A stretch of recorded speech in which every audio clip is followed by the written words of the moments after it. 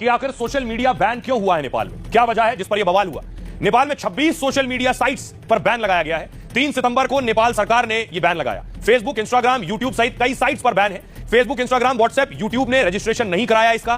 TikTok, Viber, विटक ने registration करा लिया था। कुछ साइट्स के रजिस्ट्रेशन की प्रक्रिया फिलहाल चल रही है। दरअसल सरकार ने सभी साइट्स को रजिस्ट्रेशन के लिए कहा है। सरकार ने इसके लिए 2 सितंबर की समय सीमा तय की थी। 4 सितंबर को देर रात से इन पर बैन लगना शुरू हुआ और इसके बाद नेपाल के लोगों की परेशानी बढ़ गई। विदेश में रहने वाले लाखों नेपाली इससे प्रभावित हुए। ये लोग इन साइट्स के जरिए अपने परिवार के संपर्क में रहते हैं। इसके बाद परिवार से फोन पर बात करना और महंगा हो गया। फेसबुक, इंस्टाग्राम पर सामान बेचने वाले भी शामिल हैं क्योंकि उनका पूरा बिजनेस रुक गया था इस पर। यूट्यूब और गिटहब जैसे साइट्स नहीं चलने से भी लोगों की परेशानी बढ़ गई। इसकी वजह से बच्चों की पढ़ाई भी मुश्किल हो गई। नेपाल सरकार फर्जी उकसाने वाली खबरों पर दरअसल रोक लगाना चाहती थी। सरकार का तर्क है कि कई साइट्स ऐसी खबरें चलाते हैं। सोशल मीडिया पर अनियंत्रित कंटेंट, फर्जी खबरों पर रोक लगाना मकसद है। नेपाल सरकार ने 2024 में एक नया कानून लागू किया। सभी सोशल मीडिया कंपनियों को नेपाल में अपने ऑफिस खोलना अनिवार्य कर दिया गया। सभी कंपनियों को रजिस्ट्रेशन कराने और गड़बड़ी रोकने के लिए भी कहा गया। लेकिन सरकार के फैसले को अभिव्यक्ति की स्वतंत्रता पर हमला कहा गया। विरोध की आग धीरे धीरे नेपाल के कई शहरों में बढ़ती चली गई, जो बैन तक गई। और बैन के बाद हालात आपने देखे क्या से क्या हो गए। अब मैं आपको दिखाऊं, लोगों का गुस्सा प्रधानमंत्री के खिलाफ है। ये देख रहे हैं, केपी ओली का पोस्टर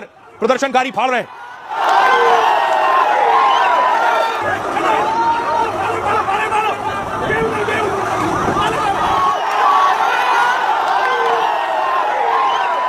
जितने लोगों को आपने प्रदर्शन करते देखा, इनकी बहुत ज्यादा उम्र नहीं है। इन्हें जेनजी कहते हैं। ये जेनजी आखिर क्या है, आपने शायद पहली बार सुना होगा। ये जेनजी होता क्या है? दरअसल मैं आपको बताऊं, ये जो आप युवाओं को देख रहे हैं पैम्फलेट और पोस्टर्स के साथ, यही जेनजी की एज है।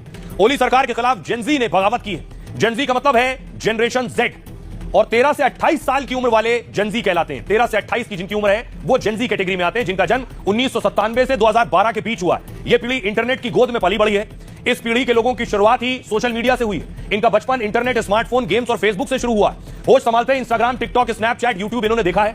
इन्होंने ट्रोल, साइबर बुलिंग का सामना किया है। इन लोगों की सोच और नजरिया पिछली जनरेशन से अलग है। इनके लिए सोशल मीडिया सिर्फ मनोरंजन का जरिया नहीं है, इनके लिए सीखने, संवाद करने और राय रखने का मंच भी है। कई लोगों के लिए रोजगार का माध्यम भी है। नेपाल में इस आंदोलन को जेन जी रिवॉल्यूशन कहा जा रहा है। इस आंदोलन को नेपाल में किसी नेता ने खड़ा नहीं किया है। 13 से 28 साल के युवाओं ने इसे खुद अपने दम पर खड़ा किया है। नेपाल सरकार ने अचानक सोशल मीडिया पर बैन लगा दिया। नेपाल के जेन जी को लगा कि उनकी आवाज दबाई जा रही है और इसी के बाद 13 से 28 साल के युवा सड़कों पर उतर आए। दुनिया भर में 2 अरब 40 करोड़ लोग जेनजी कैटेगरी में आते हैं। मतलब दुनिया की करीब 30% आबादी जेनजी से जुड़ी है। एशिया में 25 से 30% जनसंख्या इसी एज ग्रुप की है और भारत में भी 30% से ज्यादा आबादी जेनजी की है। नेपाल में करीब 25% युवा जेनजी कैटेगरी में आते हैं।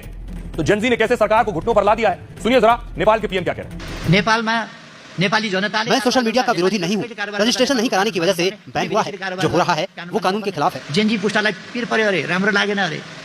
अब सवाल यह उठ रहा है, नेपाल में प्रदर्शन पहली बार नहीं हुआ। प्रधानमंत्री के खिलाफ इससे पहले भी प्रदर्शन हुआ। हिंदू राष्ट्र को लेकर प्रदर्शन हुआ।